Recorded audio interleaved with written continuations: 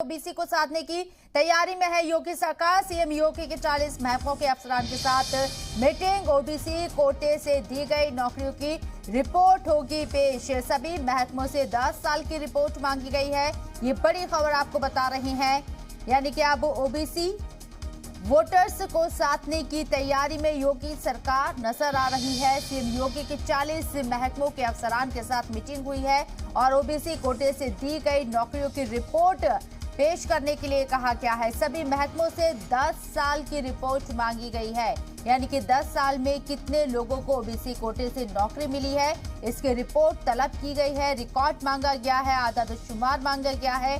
जाहिर सी बात है कि ओबीसी एक बड़ी तादाद है, बड़ा वोट बैंक है और अब इसको लेकर जो कयास लगाए जा रहे हैं वो यही है कि ओबीसी को साधने की तैयारी में योगी सरकार नजर आ रही है।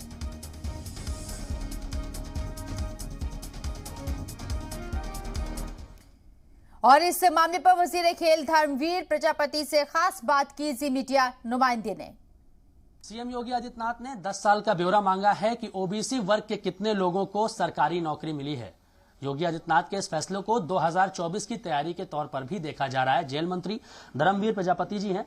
सर, बैठक है आज लगभग 40 विभागों की, जो ओबीसी वर्ग में कितने लोगों को 10 सालों में नौकरी मिलेगी उसका ब्यौरा मांगा है सीएम योगी आदित्यनाथ ने। इसको किस तरीके से देख रही है सरकार?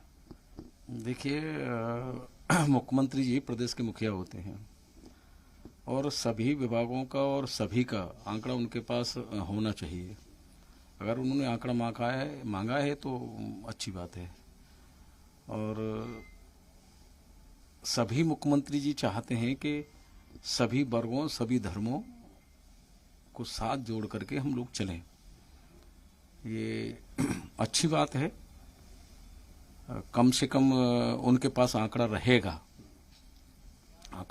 तो कोई कभी अगर कोई विषय आता है तो जब आंकड़ा है तो वो प्रमाण भी दे सकते हैं।